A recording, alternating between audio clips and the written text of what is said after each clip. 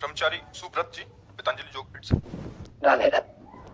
राधा वल्लभ श्री हरिवंश महाराज जी। महाराज जी, प्रभु की कृपा से इतना पता चल गया है कि भगवत प्राप्ति, ईश्वर प्राप्ति ही जीवन का परम उद्देश्य है। मैं इस मार्ग पर चलने का प्रयत्न भी कर रहा हूँ। महाराज जी, शास्त्र सदगुरुदेव की वाणियों को हम जीवन में पूरी तरह से कैसे पालन कर सकते हैं? एक विरक्त साधक की दिनचर्या कैसी होनी चाहिए? उसे किन किन बातों पर विशेष ध्यान देना चाहिए?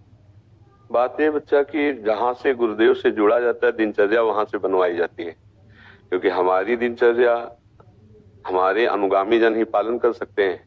क्योंकि हम कोई दिनचर्या बताएं आपके गुरुदेव उसको काटते, समझ रहे हो? तो दिनचर्या तो अपने गुरुदेव से ही बनवानी चाहिए, क्योंकि तुम्हारे गुरुदेव विराजमान है। रामदेव जी वही योग गुरु जो योग का, तो फिर उनसे दिनचर्या बनानी चाहिए, क्योंकि दिनचर्या का बहुत बड़ा महत्व होता है। और गुरु के द्वारा बनाई दिनचर्या हमारे जीवन में सिद्धि प्राप्त कराती, भगवत सिद्धि, भगवत साक्षात्कार। गुरु के वाक्य ही ब्रह्म वाक्य माने जाते हैं। अब हम आपको दिनचर्या बताएं और आपके गुरुदेव उसका विरोध कर दें, काट दें, क्योंकि वो योग मार्ग हमारा प्रेम योग का, तो फिर बच्चा अपराध भी बनने की संभावना हो सकती है। हमें लगता है दिनचर्या तो आप अपने गुरुदेव से बनवा लीजिए। और क्या पूछा है? पर जी, विरक्तों को किन किन बातों का विशेष ध्यान देना? हाँ, विरक्तों को सबसे पहला ध्यान देना चाहिए वीत राग। विरक्त को क्या कहते हैं? वीत राग। वीत राग माने जिसका राग नष्ट हो चुका है, न शरीर से राग, न भोगों से राग, न किसी पद से राग। प्रायः वीत राग हम कहलाकर किसी न किसी पद से राग करते, वैभव से राग करते हैं, भोग से राग करते हैं और कहलाते हैं वीत राग। जिसका राग बीत गया है, नष्ट हो चुका है, न उसको शरीर से राग है, न लोक सम्मान से, न लोक संपत्ति से, न लोक यश से राग है, और न अपने मन बुद्धि से राग है। वो मन बुद्धि का दृष्टा, मन बुद्धि को परमात्मा में निरंतर लगाने वाला, मय्येव मन आदत्स्व मयि बुद्धिम निवेशय, तो निवसस्य मय्येव अतोर्ध्वं न संशया। यदि तू अपने मन और बुद्धि को मेरे में लगा देगा तो तू मेरे में निवास करेगा। सच्चा वीतराग भगवान में निरंतर स्थित रहता है, भगवदाकार वृत्ति रखता है। भगवदाकार वृत्ति के लिए निरंतर अभ्यास गुरु मंत्र का, गुरु मंत्र मिला है, जो गुरु मंत्र मिला है, जो नाम मिला है, उसका निरंतर अभ्यास हर स्थिति में, चाहे वो सुखद परिस्थिति हो चाहे दुखद परिस्थिति हो, अपने आराध्य देव का विस्मरण ना हो, ये मुख्य साधन। सहायक साधन, जब वीतराग है तो किसी भी तरह से काम संबंधी चेष्टा नहीं होनी चाहिए, वो चाहे कोई देख रहा हो या ना देख रहा हो। मोबाइल आजकल परमार्थ के लिए बहुत सहयोगी भी और घातक भी है।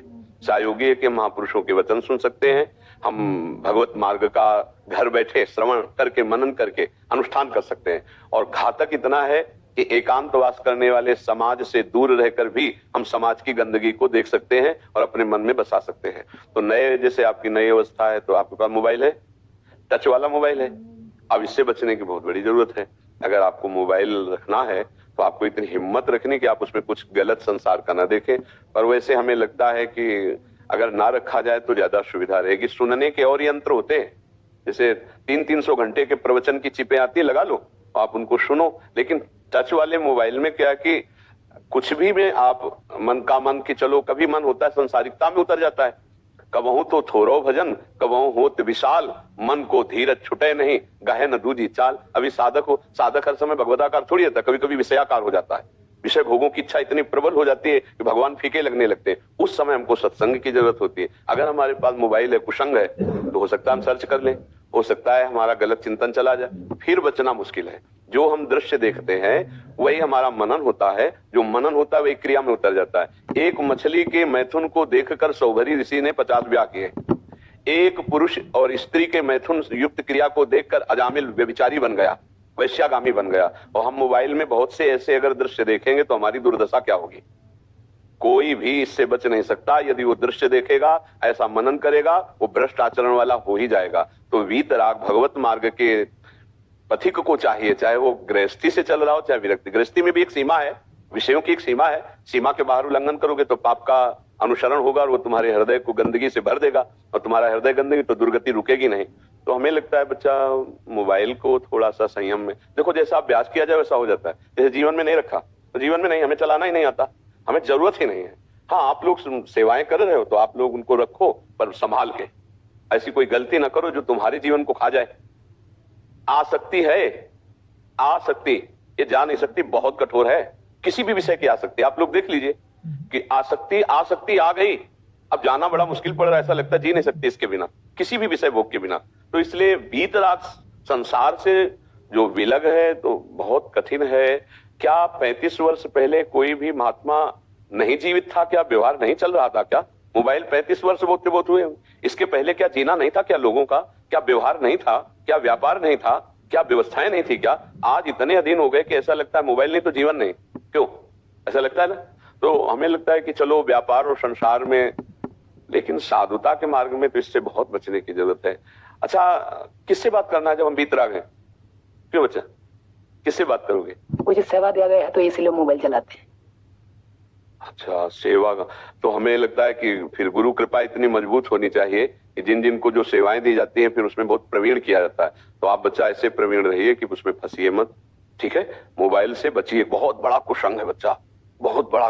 कुछ नहीं है तो समय व्यर्थ होता है, रीलें देखना और धीरे धीरे गंदगी में वो पहुंच जाएंगे ही आप।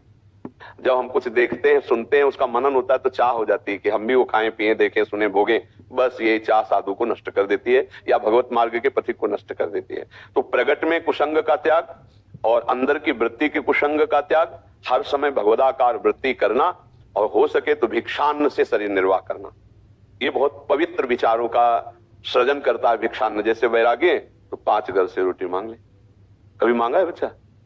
हाँ, भिक्षान्न अगर पाओ तो इस अवस्था में आप संयम में रह सकते हो, क्योंकि गालियां मिली भिक्षा में कभी? हाँ, ये प्रसाद होता है जब, हाँ, इससे देहाभिमान गलित होता है, देहाभिमान नाश होता है। तो हमें लगता है कि 5 घरों में भिक्षान्न करे और संयम से रहे और प्राणायाम और आसनों का अभ्यास करे, जिससे ब्रह्मचर्य ऊर्ध्वगामी होता है। बिना प्राणायाम के, बिना सिद्धासन और पद्मासन में 3 घंटा बैठे वो ऊर्ध्व रेता ब्रह्मचारी नहीं हो सकता, अखंड ब्रह्मचारी नहीं हो सकता। 3 घंटे जब पद्मासन में बैठा जाता है तो एक ऐसी ऊर्जा शक्ति पैदा होती है जो सुषुम्ना नाड़ी को खोलती है। फिर जो अधोगामी वीर शक्ति होती है ऊर्ध्वगामी होती है, बस फिर वो ब्रह्म प्राप्ति के योग्य हो जाए, उसे फिर नैष्ठिक ब्रह्मचारी कहते हैं। तो साधन मार्ग में लगे हो तो पवित्र भिक्षान्नम औषधम, औषधि की तरह अन्न का सेवन करें और बहुत शरीर को थकाए, चाहे आसनों के द्वारा, परिक्रमा के द्वारा, सेवा के द्वारा। ब्रह्मचारी को विश्राम नहीं, शरीर इतना शिथिल हो जाना चाहिए कि जब सैया पे पड़े तो तुरंत निद्रा में चला जाए, नहीं तो उपद्रव हो जाएगा। मना शक्ति बड़ी प्रबल है, वो संकल्प विकल्प करके उपद्रव कर दे। कितनी अवस्था है आपकी शरीर की? 24। इस समय जब 26 की अवस्था थी उस समय तो तूफान वैराग्य का चढ़ा हुआ था। किसी से मिलना नहीं, किसी की तरफ देखना नहीं, आकाश वृत्ति से जो भोजन आ जाए कई कई दिन भूखे रहना, कष्टप्रद जीवन, भीषण सर्दी में भी कोई कंबल नहीं, कोई स्वेटर नहीं। और साथ में श्लोक सामने, जहां मन हमको डरवाता कष्ट के लिए, हाँ बस मात्रा स्पर्शास्तु कौन्तेय शीतोष्ण सुख दुखदा आगमा पाइनो अनित्यास्तास्ति तिक्षुस्व भारत। हे अर्जुन, ये आने जाने वाले कष्टों को सह, ये आने जाने वाले विकारों को सह, इनकी कोई सत्ता नहीं है। यम ही न व्यथ्यन्ते ते पुरुषम पुरुषर्षभ सम दुखा सुखाधीरम स्वमृतत्वाय कल्पते। ये श्लोक मानो हमारे गुरु के रूप में रहे सामने हमारे, जहां कहीं विचलित होते फौरन भगवान के वचन याद आते, हे सावधान अपने मार्ग में चल। तो ये तो बहुत भूंज देने वाली अवस्था है। अपने आप को मिटा दे तो प्रकाशित हो जाता है, फिर वो भगवत स्वरूप हो जाता है। और प्रचार प्रसार इस अवस्था में बच्चा बिल्कुल नहीं होना चाहिए। अभी आपकी अवस्था प्रचार की नहीं है, अभी अवस्था है अपने आप को मिटा देने की। और जब इस अवस्था से प्रचार में लग जाओगे तो माने कि आप प्रचार के बहुत प्रवीण हो जाएंगे, लेकिन प्रसार में आप कमजोर हो जाएंगे। प्रसार अपने अंदर होता है ना, प्रचार दूसरों को किया जाता है। तो जो हमारे अंदर वही तो हम दूसरों को दे सकते हैं। हमारे अंदर है क्या?